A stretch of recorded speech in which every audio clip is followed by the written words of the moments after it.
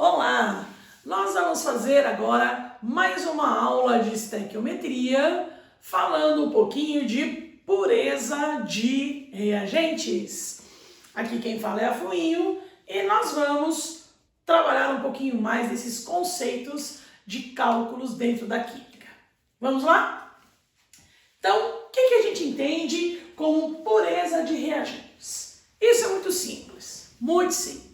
Imagine você na cozinha, querendo fazer um grande feijão, uma feijoada, aí você compra um pacote de feijão e neste feijão tem coisas que não são feijão dentro do pacote. É lógico que no seu prato, naquele feijão especial, naquela feijoada gostosa, você não vai colocar outras coisas que não os ingredientes do feijão. Então você deve, antes de começar a utilizar, abrir aquele pacote, separar as outras coisas diferentes do feijão, como de repente vem um milho, um pedacinho de pedra, que são consideradas impurezas. E o que a gente pensa sobre isso? Que eu não devo colocar na minha comida, no meu alimento.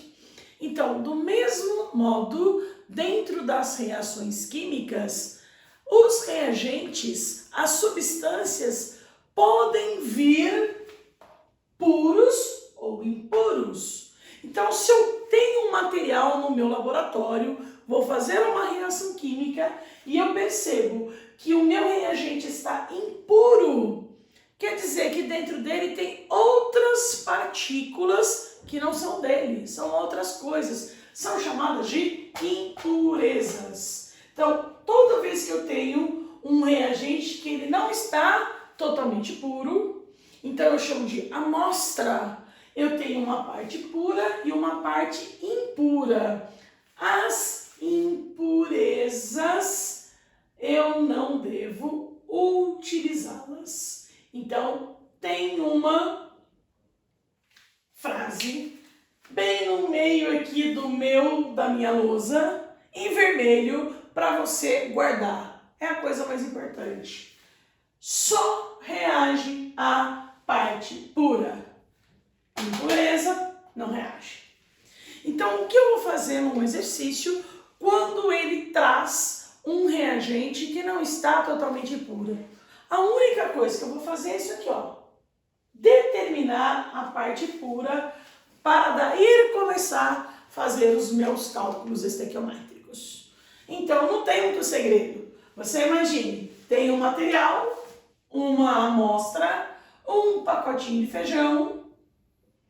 Desse material, uma parte é pura, outra parte é impurezas. São impurezas. Então, o que eu vou utilizar? A parte útil sempre vai ser a parte pura. Impurezas não reagem. Impurezas não reagem. Descarte as impurezas.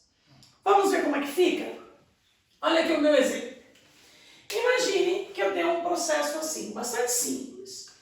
Qual vai ser a massa de óxido de cálcio, a famosa cal virgem, produzida em uma reação de decomposição onde foram utilizados 200 gramas de calcário, só que esse calcário, que é o carbonato de cálcio, está com 80% de pureza. Então, quer dizer que o meu pacote de calcário tinha uma massa total de 200 kg, mas desses 200 kg, 80% é a parte pura. Então, eu não vou utilizar os 200 kg. Então, basta fazer um cálculo antes. Se 200 kg é a massa total, corresponde a 100% do material, 100% da minha amostra, e apenas 80% é a parte pura. Então, a massa pura que eu vou utilizar é um pouco menor. Quanto será essa massa pura? 80% de 200 vai dar 160 kg. Então, quer dizer que daquele pacote de 200 kg, por exemplo, Aqui eu tenho 160 que eram de carbonato de cálcio e 40 quilos de impurezas, que eu não sei quais são e não me interessam. Interessa essa parte aqui, ó. Eu só vou utilizar a parte pura, só a parte pura. E agora é um cálculo estequiométrico normal. Lembrem-se que os cálculos estequiométricos nós já combinamos 4 etapas. Primeira etapa, a equação do processo. Cadê essa equação? Vou ter que fazer. Decomposição do carbonato de cálcio. KCO3, quando aquecido, ele vai se decompor em CaO, que é a cal virgem, e ainda libera CO2. Eu sei que calcário é sólido, cal virgem também, gás carbônico, decomposição térmica. Balanceamento, já está todo o processo balanceado, não preciso mexer nisso, está feita a equação. Segundo, vou relacionar as substâncias. Relacionar quais substâncias? Eu tenho carbonato de cálcio, citado, e óxido de cálcio, cal virgem. Então, eu vou utilizar essas duas substâncias. Qual é a proporção? 1 para 1. Então, eu vou colocar aqui em cima, tem um pouquinho mais de espaço.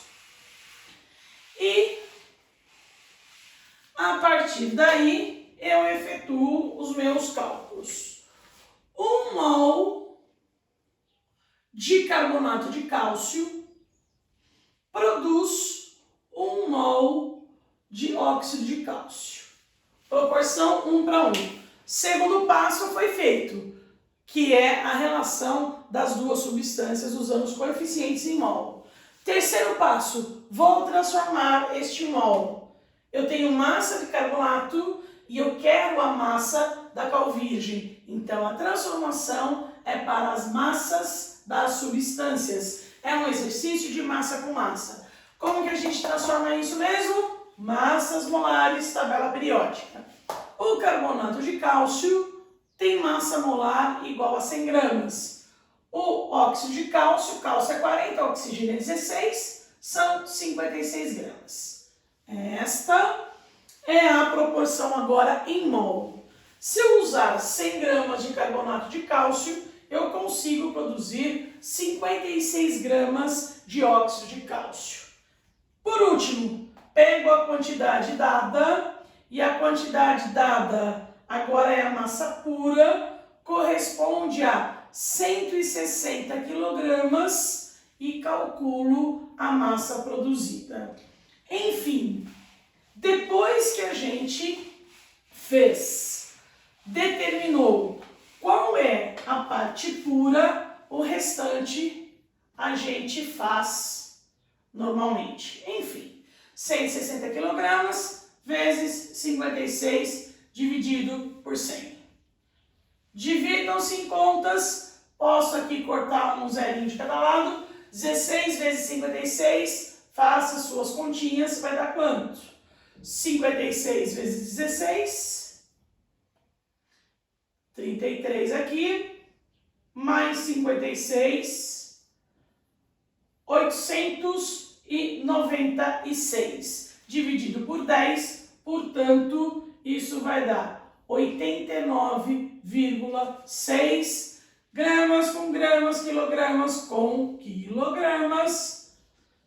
De quem? Calculei a massa de óxido de cálcio. Então, enfim, nesta aula, a aula de pureza, o que você tem que pensar sempre? Que se numa questão de estequiometria você encontrar um reagente que não esteja totalmente puro, a única coisa diferente para fazer na questão é que antes de começar os cálculos, isso aqui a gente estava acostumado a fazer já.